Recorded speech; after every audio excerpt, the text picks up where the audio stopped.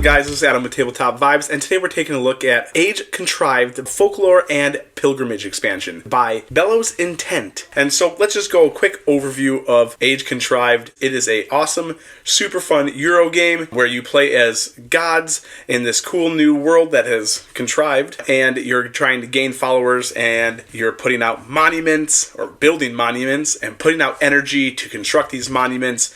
You all have characters with asymmetrical abilities and certain powers when you put out your wild energy, and you're building bridges, you're activating your transmuter board, you're buying transmuter tiles, you're getting to flick your energy out into the world, and then hope to have the most victory points and be the reigning god in this world. That's kind of like the quick overview. We've also done another video going over the base game as well as the expansion, but we're just going to talk about the expansion on this. So what does the new expansion add to the game? The game is already robust. It's very cool. The stuff that has been added into the expansion are kind of like just a couple different modulars that you can add in separately all together, but they do make the game more exciting, more fun. So let's start off with my favorite. It adds 2 new characters, okay?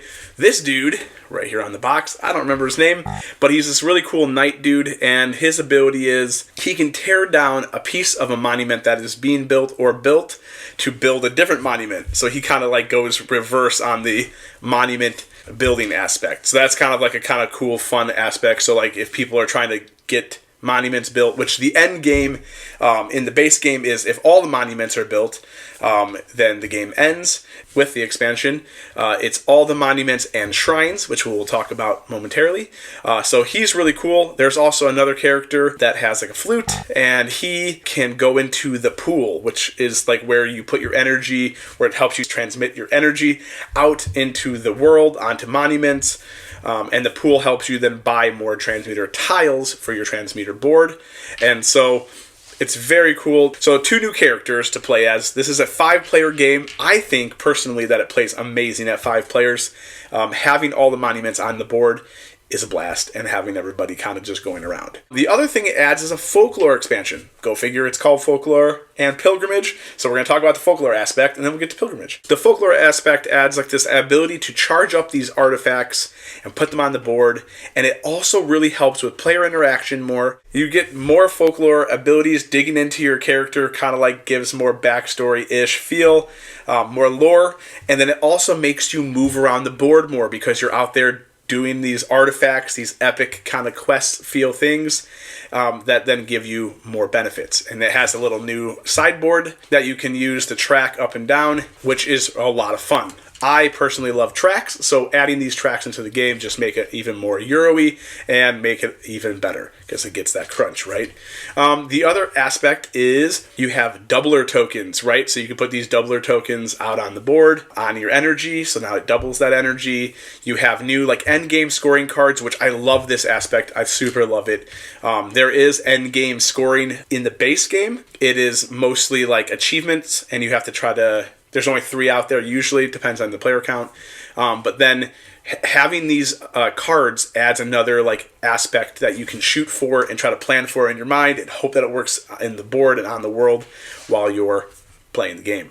Love that aspect. The pilgrimage aspect adds another sideboard and more different things to build. So you're building monuments, and now you're also building shrines. So when you place out your energy, you now have another area that you can place out your energy to, which is then the shrine board, as that's what I'm calling it, or your pilgrimage board. And that is where you will then traverse through building shrines, visiting those shrines, gaining benefits, and you're trying to make your way all the way up to the top to claim kind of like the Holy Grail aspect where there's just a lot of points. And so this adds another level of like, where do I focus? Kind of can't do everything, but you want to do everything, and you should do everything, even though you can't do everything. But what am I going to do? Do I play on the shrine board more? Do I get these benefits to help try to push me over better on the main board? Do I focus only on shrine? Do I focus on shrine, pillars, monuments? It feels like it's a lot, but it's not. It's just another great addition to being able to choose more things and like choose your own way of play, which also brings me to my favorite point, which is replayability is so high. The game will now have 7 characters to play from, and then you have all these different aspects of modulars. You could put on expert mode, you can put on the wins token mode. That's to help ease of play for like new players and beginners. There's a bunch of different ways to challenge yourself in this game and to make it fresh every single time you play, and this expansion just kicks it out of the park with the ability to add 2 new characters, doubler tokens, new cards, a new board, be able to build shrines up. And like, again, the really cool part is the shrine pieces fall underneath the board, the magnet part, and then it locks onto the board perfectly, just like in the normal game. The pieces we're showing you is a prototype. The Endgame pieces look fantastic. I think those are going to be it. It's just really awesome. So again, I'm super excited about this. We love playing it. It's a blast. Definitely check them out on the Kickstarter. It's dropping February 4th. And let me know if you've played the base game in the comments. And then like, subscribe, and comment if you played this game and who your favorite character is. He is my favorite character. I think the Raven is my second, and I really like the Night Tree dude. And I don't know any of their names, but they're freaking awesome. So, yeah, let us know. Check out their Kickstarter. I'm TabletopVibes. We'll check you next time.